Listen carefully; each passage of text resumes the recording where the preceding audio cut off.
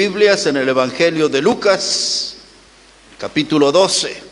Ahí vamos a comenzar a leer versículo 4. Evangelio de Lucas, capítulo 12, versículo 4. Vamos a estar hablando en esta mañana sobre el tema mi mayor preocupación. Así que veremos aquí en la Escritura entonces al Señor Jesucristo hablando. Dice así la palabra, otra vez Lucas 12, verso 4. Dice, mas os digo, amigos míos, no temáis a los que matan el cuerpo y después más nada pueden hacer. Pero os enseñaré a quién debéis temer, a aquel que después de haber quitado la vida, tiene poder de echar en el infierno. Sí, os digo, a este temed. Después de haber dado toda una clase sobre la doctrina de la hipocresía que representaban los fariseos, Jesús le llamaba la levadura porque todo lo contamina esa doctrina. Ahora introduce él el tema del infierno. Y como en una conversación de amigos, él le da aquí esa recomendación, ese consejo. Él dice, yo les voy a enseñar a quién debéis temer. No al que puede quitarnos la vida y que logre que terminemos ahí en una fosa o en un cementerio, sino que debemos temer a aquel que tiene poder para llevar la gente al infierno. Solamente mencionar la palabra infierno inquieta a unos cuantos. La palabra infierno la gente muchas veces no entiende su significado real, pero rápidamente la asocian al dolor, al sufrimiento, a la angustia, al tormento. Hay gente que a veces, hablando de situaciones difíciles, complicadas de la vida, dice mi trabajo es un infierno. Otros dicen mi hogar es un infierno. Otros dicen, mi vida es un infierno. Siempre se usa esa expresión para expresar tiempo difícil. Cuando se habla de infierno, muchas veces se habla de gente que le falta paz y que le falta esperanza. Porque en el infierno no hay paz. Y en el infierno no hay ninguna esperanza de salir de ese lugar. Pues la Biblia habla mucho acerca de esto. La Biblia lo define al infierno como un lugar de tormento. Eso es lo que necesitamos tener más en claro. La Biblia habla que el infierno es un confinamiento. Es un lugar, hermanos, totalmente apartado. Y la Biblia enseña, hermanos, que el infierno es literal, es real. Cuando escuchábamos a los líderes de la religión romana, por lo menos desde este siglo, los 3 papas que han tenido, ellos sostienen que el infierno es una figura literaria, que no es un lugar real. Sin embargo, encontramos en varias páginas de la Biblia que ese es un lugar de tormento, es un lugar de castigo para aquellos que han decidido despreciar la presencia y la salvación que Dios ofrece. Me crié en un ambiente durante mi niñez, adolescencia y los primeros añitos de mi juventud, en medio de gente que sintonizaba con las ideas del Partido Comunista, del Partido Socialista. Mucha de la gente de mi barrio habían sido líderes revolucionarios, guerrilleros algunos. Y en las conversaciones de ellos dominaba ese pensamiento que el infierno había sido un invento de los norteamericanos. Ellos decían, el infierno es un invento de los yanquis para someter a los pueblos, para atemorizar a los pueblos. Pues yo me crié escuchando esas cosas, pero cuando entro en las páginas de la Biblia veo que esto no es una figura literaria, esto no es el invento de una nación, esto es una realidad que Dios nos cuenta. El infierno existe, el infierno es literal y el infierno es un lugar de tormento. Necesitamos conocer el origen del infierno. El Señor Jesucristo nos cuenta eso, pero necesitamos leer Evangelio de Mateo, capítulo 25. Y ahí usted va a entender por qué existe un infierno, por qué fue creado un infierno. Evangelio de Mateo, el capítulo 25. Y al llegar allí, ponga la atención en el versículo 41. Ahí nuestro Señor Jesucristo está hablando acerca del infierno. Ese es el tema de mi mayor preocupación. Me preocupan la gente que va a ese lugar, porque yo sí creo lo que la Biblia dice, que este es un lugar literal y es un lugar de tormento. Jesús lo dijo así, Mateo 25, verso 41. Y entonces dirá también a los de la izquierda: apartaos de mí, malditos, al fuego eterno, preparado para el diablo y sus ángeles. Cuando Jesús habla acerca del infierno en este pasaje, Él lo llama el lugar del fuego eterno. Ya nos da una descripción, qué es lo dominante en ese lugar. Es un fuego permanente, un fuego perpetuo. Dice Jesús, es el fuego eterno. Y ahora nos explica que ese lugar fue creado para el diablo y sus ángeles. Es la primera información que Él nos da. Porque la gente en el mundo, los religiosos, los que no conocen de la Biblia, ellos dicen, Dios es muy bueno y Él no va a crear un lugar tan cruel como ese. Esa es la forma de razonar que tienen ellos. Pero en un principio Dios creó el infierno, dice este texto que hemos leído, para el diablo y sus ángeles. ¿Qué es lo que sucedió? El diablo, la Biblia dice en Juan 8:44 que él es el padre de la mentira. Y el diablo es un especialista en mentira y en engaños, de tal modo que él fabricó la mentira y él se compró su propia mentira. Esta consistía en que él se autoengañó pensando que podía sacar a Dios del trono y él ser el gobernador. Él quiso ocupar el lugar de Dios. Y entonces él levantó, según Apocalipsis, el capítulo 12, a una tercera parte de las estrellas. Es la palabra que la Biblia usa ahí para describir ángeles. Y esa tercera parte de la creación de los ángeles se transformaron en demonio al volverse seguidores del diablo. Y juntos se unieron en una empresa, sacar a Dios del trono. Hubo una revuelta en el cielo. Esa es la palabra que usamos a veces también para apostasía, gente que se desvió de la verdad, que se cayó de la verdad. Pues eso es lo que sucedió en el cielo en esa batalla. Fue una apostasía, el diablo desertó de la verdad, se cayó de la verdad, se rebeló contra Dios y quiso quitar a Dios del trono. Yo pienso que el profeta Isaías es uno de los que mejor nos cuenta cómo sucedió eso. Así que les invito a buscar el capítulo 14 de Isaías, versículo 12. Vamos ahí, hermanos, en esa búsqueda. Isaías, el capítulo 14 y el versículo 12. Ahí vamos a tener la información del resultado de esa revuelta y cómo el diablo cayó del cielo. Si ya tiene ahí ese pasaje, Isaías 14, versículo 12.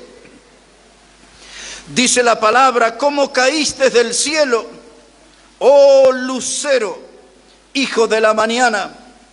Cortado fuiste por tierra, tú que debilitabas a las naciones, tú que decías en tu corazón. Escuche esto, hermano. Dice, tú que decías en tu corazón, subiré al cielo, en lo alto, junto a las estrellas de Dios. Levantaré mi trono y en el monte del testimonio me sentaré a los lados del norte. Sobre las alturas de las nubes subiré y seré semejante al Altísimo. Pues ahí conocemos el corazón del diablo, su pensamiento y su accionar. Quiso sacar a Dios del trono. Quería él andar sobre las nubes e instalar su trono y tener un reinado propio. Pero Isaías comienza diciendo aquí: ¿cómo caíste del cielo, oh lucero, hijo de la mañana? El ángel había sido creado, o el diablo, o Lucifer, lucero, con el nombre que aparece aquí, con muchos privilegios. Para eso usted, no lo vamos a hacer ahora, pero usted debería leer el capítulo 28 de Ezequiel. Y ahí se cuenta todo cómo el diablo fue creado, que era la criatura más hermosa, y Ezequiel dice que era perfecto hasta que se halló en ti maldad, dice Ezequiel. Y ahí fue el comienzo del derrumbe de esta criatura angelical. Isaías dice, ¿cómo caíste del cielo? Y ahora quiero que note aquí algo. Dice la palabra de Dios en el verso 15 que hemos leído. Dice, mas tú derribado eres hasta el Seol, a los lados del abismo. Aquí la Biblia usa dos palabras que se refieren al infierno. En Apocalipsis encontramos en el capítulo 9, por ejemplo, versículos 1 y 2 habla del infierno y usa la palabra abismo. Pero aquí aparece la palabra Seol. La palabra Seol es la palabra hebrea, es la palabra que se usa en el Antiguo Testamento para definir al infierno. Es muy importante saber que el Seol que habla la Biblia era un lugar profundo, dividido. Uno de esos lugares se llamaba el seno de Abraham. Y allí iban todos los que eran salvos. Y en otra parte del Seol iban los que iban perdidos. Pues allí a ese sector es donde el diablo iba a ir. Se cayó del lugar más elevado, el cielo, y se fue al lugar más profundo, al Seol. Todo comenzó con una rebelión contra Dios. Eso también es figura de nuestra vida. Porque nosotros que somos salvos por Cristo y tenemos una iglesia y una Biblia y tenemos una comunión de hermanos y tenemos una herencia eterna en los cielos, pero cuando nosotros dejamos al Señor y nos rebelamos contra su palabra, ya no queremos obedecer la palabra, ya queremos andar según los mandatos del corazón, no según los mandamientos bíblicos. Y entonces nuestra vida empieza a ir en decadencia y caemos de un lugar de privilegios, de ser hijos amados de Dios, a ser personas que están perdidas en las tinieblas. ¿Y cuánta gente conocemos nosotros que han desertado de la fe? A través de los años, gente que ha caído muy bajo en el pecado, y todo comenzó cuando le dieron la espalda a Dios. Ahora tenemos esta información. Dice Mateo 25:41 que el infierno fue creado para el diablo y sus ángeles. Isaías nos cuenta acá y nos enseña cuál es el propósito de la caída del diablo. Fue por haberse rebelado contra Dios, quería ocupar el trono de Dios, él quería ser el amo del universo, pero Dios era el creador de todas las cosas. Y puedo dar con certeza en esta mañana estas palabras: Dios todavía está en el trono, Dios está ahí en su lugar.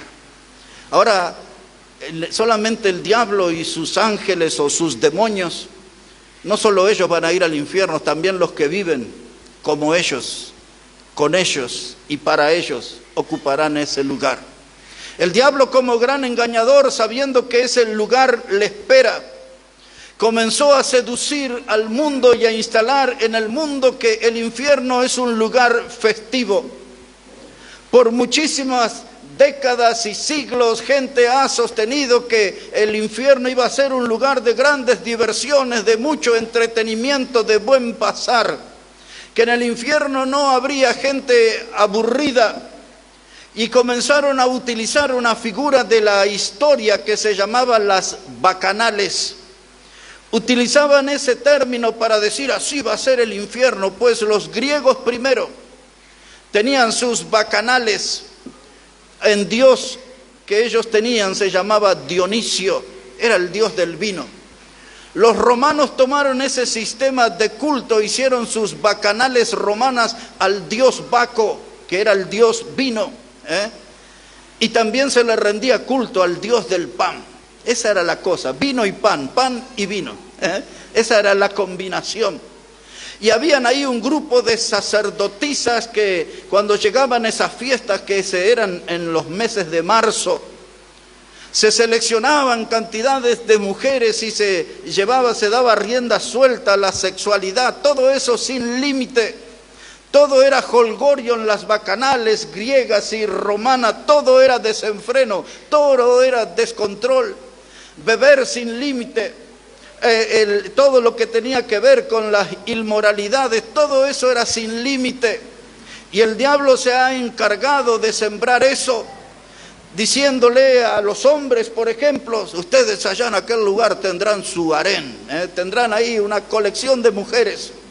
Es lo que muchas veces creen estos grupos que creen en el Mahoma y que se ponen dinamita en el cuerpo y se vuelan, ¿no?, su cuerpo y a la gente que le rodea y todo eso.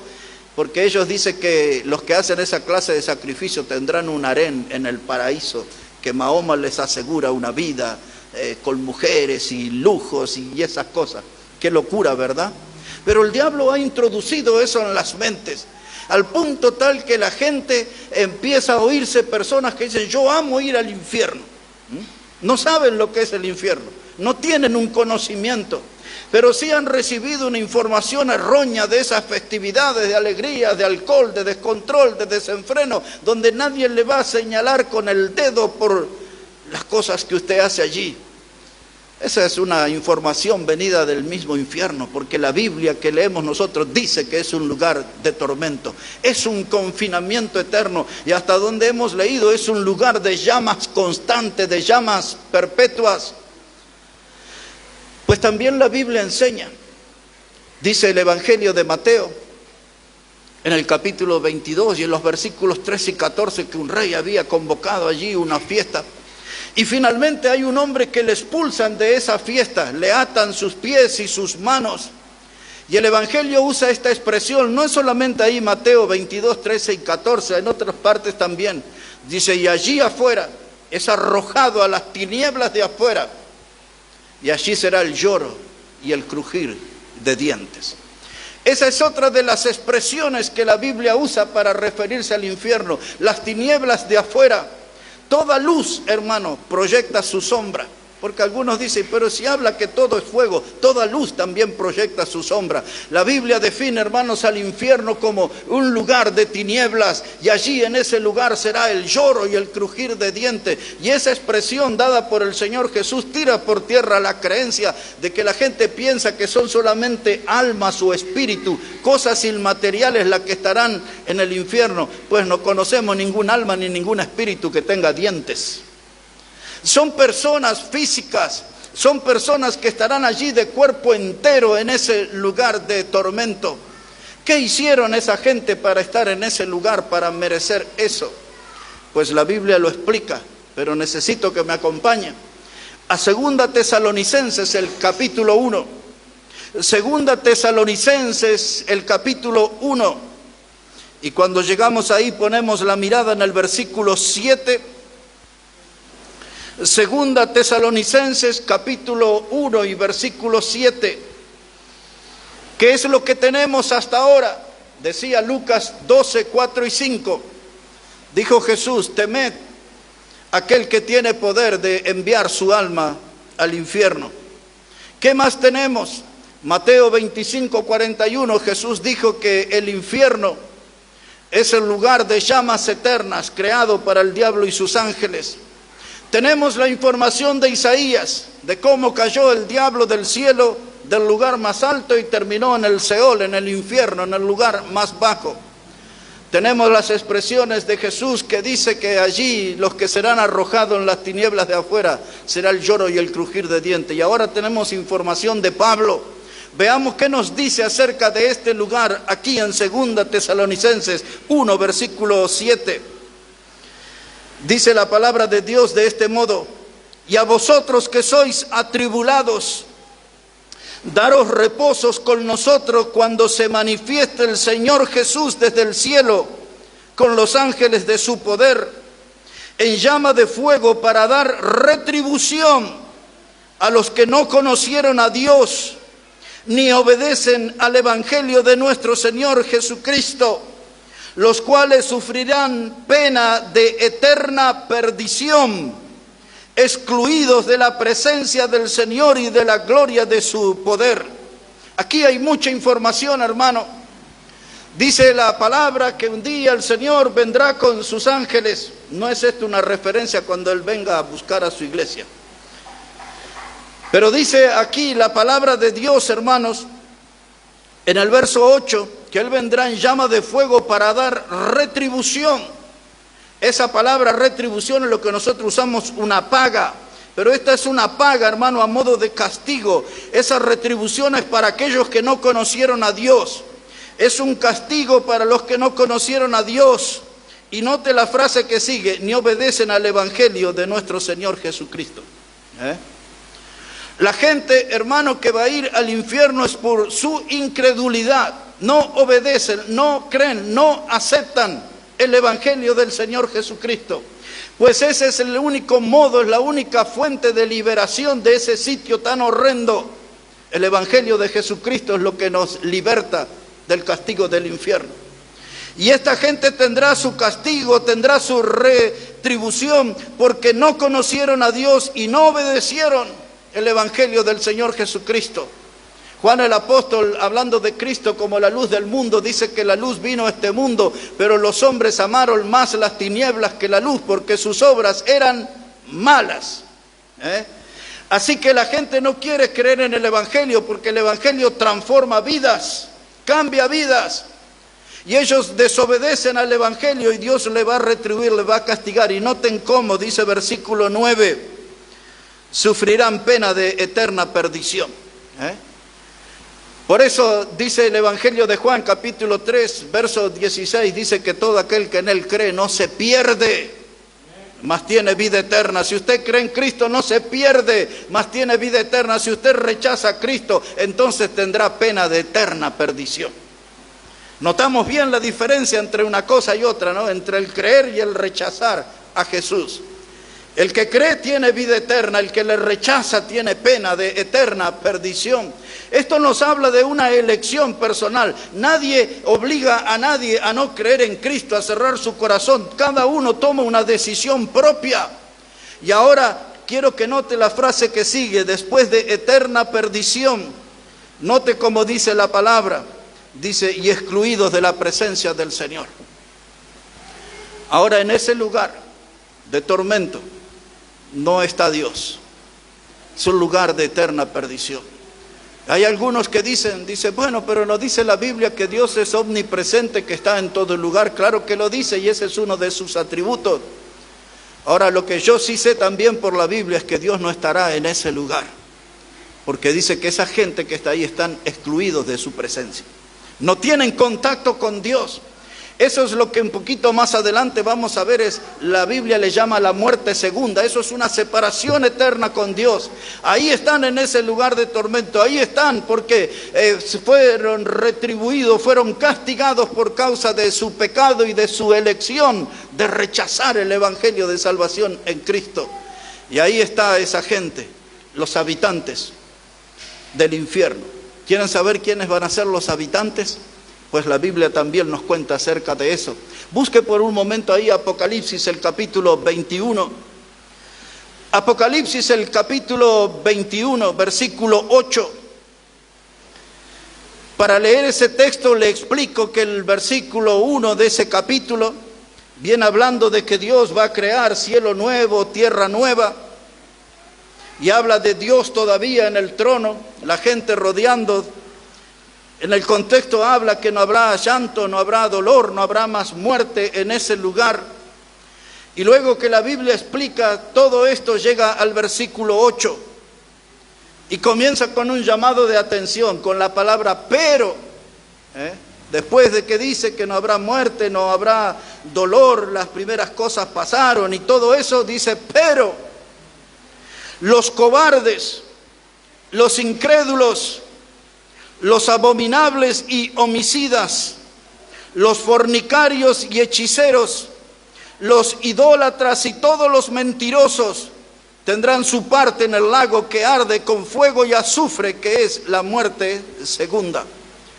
Ahora aquí el infierno adquiere otro título, el lago que arde con fuego y azufre. Hemos visto que el infierno se le llamaba las tinieblas de afuera, las llamas eternas. Se le llamaba el Seol, se le llamaba el abismo. Y ahora toma aquí el lugar del lago que arde con fuego y azufre. Y ahí aparece la expresión que le mencioné recién, la muerte segunda, porque los que van a ser habitantes de ese lugar estarán separados, excluidos, decía Pablo, de la presencia de Dios. La muerte segunda habla de una separación eterna de Dios. Los que están habitando ese lugar no podrán tener contacto con Dios. Por eso al principio les dije, es un lugar de tormento y de confinamiento. Es una cárcel eterna, con llamas eternas, con jaulas eternas, donde nadie más podrá escapar. Para el que entra allí, Es un lugar del cual no hay salida. Claro que no la hay. Y ahora aparece aquí esta expresión, el lago de fuego y azufre. A través de la historia, a los bautistas nos llamaban, para burlarse, los predicadores de fuego y azufre. Pues ahora, lamentablemente, a muy pocos le dicen así, porque ya no se predican estos temas en los púlpitos.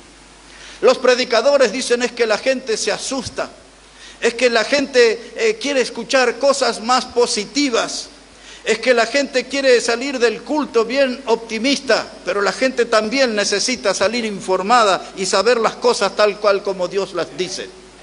Pablo dijo claramente, yo no he rehuido de hablar con ustedes todo el consejo de Dios, pues esto es palabra de Dios y hay que predicar y hay que enseñar, porque Dios estableció ese lugar y esa es mi mayor preocupación y debe ser la mayor preocupación de todo, de que la gente no vaya a ese lugar. Dios nos libró a través de la sangre de Cristo, a través de la obra de Cristo, a través de la salvación que tenemos en Cristo. Dios nos libró de ese lugar, pero esta debe ser nuestra preocupación, que otros no vayan a ese lugar también. Dice aquí la palabra de Dios en esta lista, comienza con los cobardes. ¿Cuánta gente le hemos invitado a venir a la iglesia? ¿Cuánta gente le hemos invitado a leer la Biblia y dicen, no, esto es una cosa de débiles, no, que si voy a la iglesia que se van a burlar de mí y que muchos me van a retirar su amistad y tantas cosas? Pues por permanecer en ese estado de cobardía y de incredulidad, hay un infierno que le espera. Y luego habla ahí de los blasfemos, de toda gente que habla clases de groserías. En estos días que vivimos se escuchan cada barbaridad. Y yo escandalizado, sé que sucede por todos lados, pero en el lugar donde vivo se puede oír a los niños diciendo los insultos más groseros. Y seguramente esos niños ni siquiera pasan los 10 años de edad. Hay mucha gente blasfema y hay un sitio que les corresponde a ellos, dice que son el infierno, los homicidas, los fornicarios. Ya sabemos, la fornicación y el adulterio son monedas corrientes en nuestra sociedad. Y luego habla de los hechiceros. Nosotros en la historia conocemos los hechiceros, los que hacen brujerías, los que mezclan pociones y ciertas cosas. Pero la palabra hechicero aquí tiene una relación con lo que conocemos hoy con la droga y los drogadictos. Pues la palabra griega aquí, en Apocalipsis 21:8, es la palabra parmakeia, de donde tomamos para nuestra lengua la palabra farmacia. Y en la farmacia, ¿qué es lo que se venden? Drogas, medicaciones. El médico le da una receta y le dice, pida este remedio de tal droguería, dice. Porque a los que producen eso son drogas. Y esta es la palabra hechiceros. Pero aquellos hermanos que se inyectan ese polvo en las venas o lo respiran o qué sé yo, o lo fuman, y hay tantas formas dice esa gente, les espera un lago de fuego y azufre. Ya en otra prédica voy a profundizar de esto. Pero quiero que aquí dé una vuelta de página y que pueda ver por un momento en la página anterior, capítulo 20, versículo 12. Ahí se nos habla más acerca del lago de fuego y de la gente que va a estar allí. Apocalipsis, el capítulo 20 y el versículo 12. Dice la palabra, y vi a los muertos grandes y pequeños de pie ante Dios.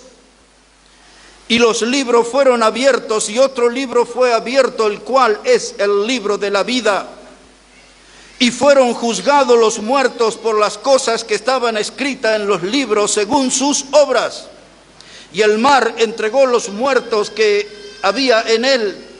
Y la muerte y el Hades entregaron los muertos que había en ellos. Y fueron juzgados cada uno según sus obras. Y la muerte y el Hades fueron lanzados al lago de fuego. Y esta es la muerte segunda. Y el que no se halló inscrito en el libro de la vida fue lanzado en el lago de fuego. Estaba estudiando la palabra griega para ese lanzado. Eso, la idea que tiene es ser arrojado con violencia, con fuerza. Pues allí irán todos los que han despreciado a Dios, a ese lago de fuego y de azufre. Pero ahora Juan dice, Él había visto el trono blanco y quién estaba sentado allí. Y apareció el juez y dice, y los libros fueron abiertos. Y allí se pararon frente al trono los muertos, pequeños y grandes, de todas las edades, de todos los niveles, los que habían sido en esta vida profesionales, los que habían sido analfabetos, los que habían sido ricos, los que habían sido pobres, de toda clase de personas que estaban unidos por algo, que habían despreciado el Evangelio de Cristo y la salvación en Cristo. Y ahora el juez toma esos libros, es el libro de la vida de cada uno de esos. Y lo que quiero decirles en esta mañana, que sepamos que Dios tiene memoria de cada uno de nuestros actos. Y cada uno de los actos humanos están allí registrados. Para el creyente, subrayo esto, para el creyente, dice, todo aquello que hemos hablado en los secretos será publicado en la azotea. Va a venir el día donde todo lo que hemos murmurado y hablado, todo eso será conocido. Para el incrédulo, porque este es un lugar solo para incrédulo, el trono blanco. Ellos van a estar allí, los libros serán abiertos y todos sus pecados serán allí traídos a la memoria de ellos, porque esos pecados no se borraron de la memoria de Dios. Y ahí el juez, en esos libros, el juez tendrá los elementos y tendrá los argumentos suficientes para demostrar por qué esa gente inevitablemente terminará en el lago de fuego y azufre. Y dice, y el mar entregó sus muertos, aquellos que nadie se enteró y murieron, vaya a saber en qué mares, en qué aguas. El mar va a entregar sus muertos. Y el Hades es una de las palabras griegas para infierno. Y allá el infierno traerá sus muertos y todos estarán allí. Y como en una etapa final, pero como parte del mismo infierno, está ese lugar que la Biblia le llama el lago de fuego. Pues ahí serán. Y ese será el lugar de la separación eterna con Dios. Hay algo más que la Biblia dice aquí en Apocalipsis 20, versículo 10. Observe eso por un momento allí, Apocalipsis el capítulo 20 y el versículo 10. Dice la palabra de Dios de esta manera: y el diablo que los engañaba fue lanzado en el lago de fuego y azufre, donde estaban la bestia y el falso profeta, y serán atormentados día y noche por los siglos de los siglos. Ahí está en ese forma en que hablaban los hebreos, siglo de los siglos. Eso habla de algo que es perpetuo, que algo que es eterno. Pues allí estarán sufriendo ese tormento eterno, dice.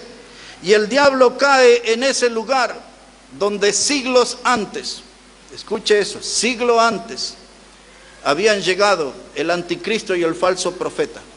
Cuando usted lee Apocalipsis 19 y empieza del versículo 11 en adelante a hablar de la venida del Señor y la iglesia que le acompaña en caballos blancos, y Él viene decidido a juzgar las naciones con vara de hierro, y desciende en aquel lugar que se llama Armagedón. Esto va a suceder en muy breve tiempo.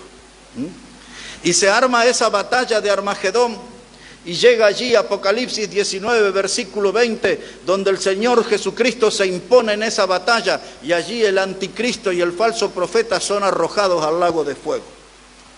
Terminó la batalla de Armagedón y vendrá un milenio. Cristo reinará durante 1000 años, el diablo estará atado. Apocalipsis 9 habla eso, encadenado en el abismo. Y luego de 1000 años el diablo va a ser desatado, se levantará en una batalla final. Y ahí el Señor le vencerá y el diablo irá al lago de fuego, donde ya por siglos le va a estar esperando el anticristo y el falso profeta. Pero lo que nosotros seguimos aquí en este texto es que hay un lago que arde con fuego y azufre, hay un lugar de separación eterna de Dios.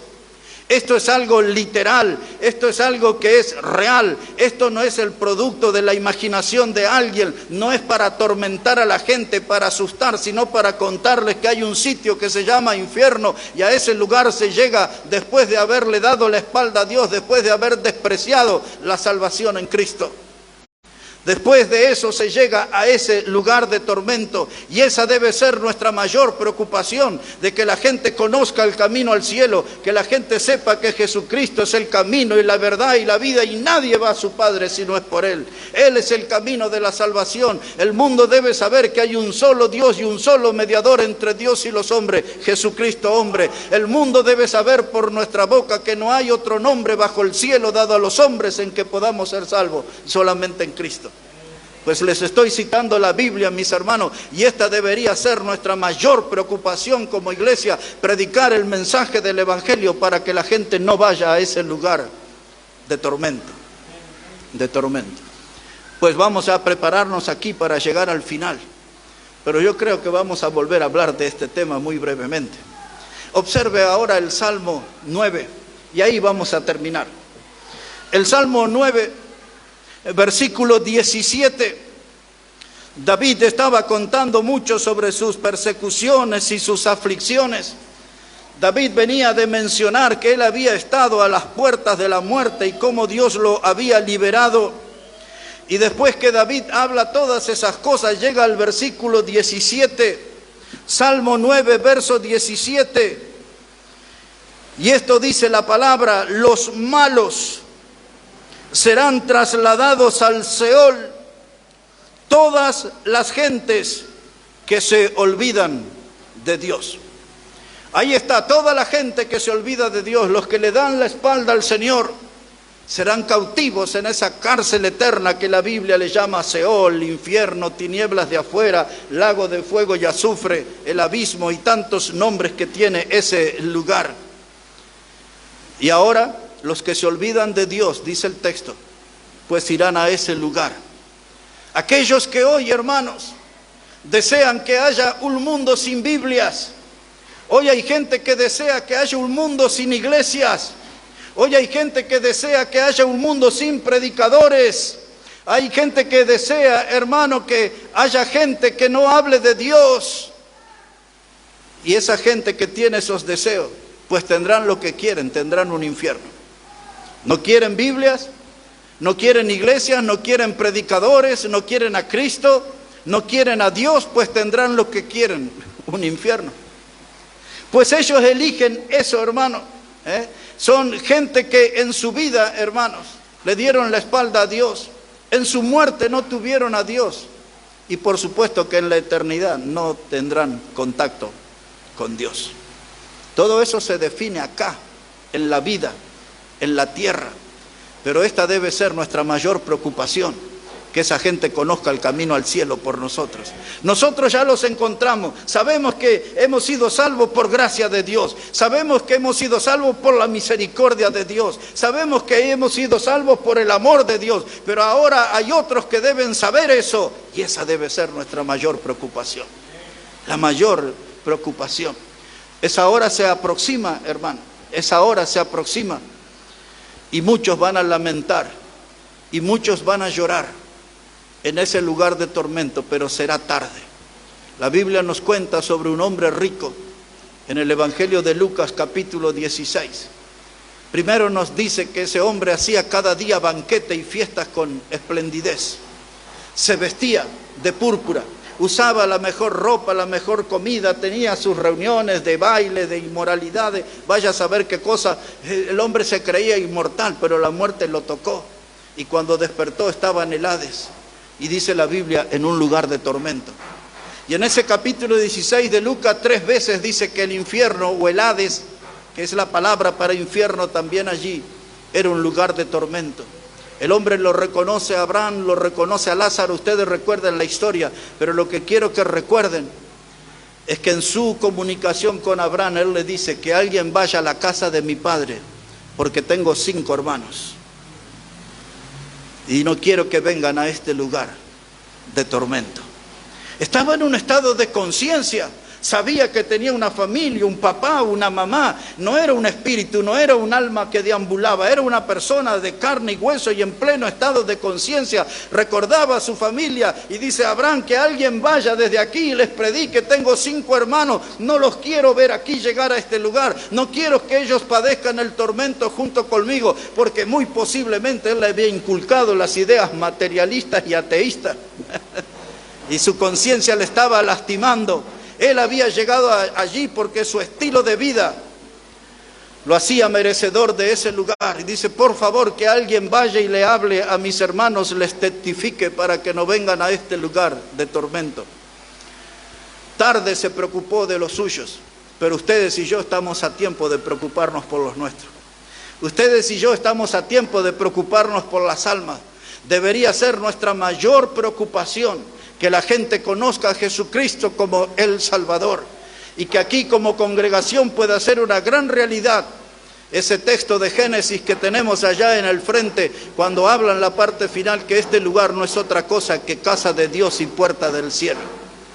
Que la gente que pueda venir aquí escuche el mensaje del Evangelio, la obra salvadora de Cristo, y que este lugar se pueda transformar en la casa de Dios y en una puerta al cielo para que la gente conozca el mensaje de la salvación eterna.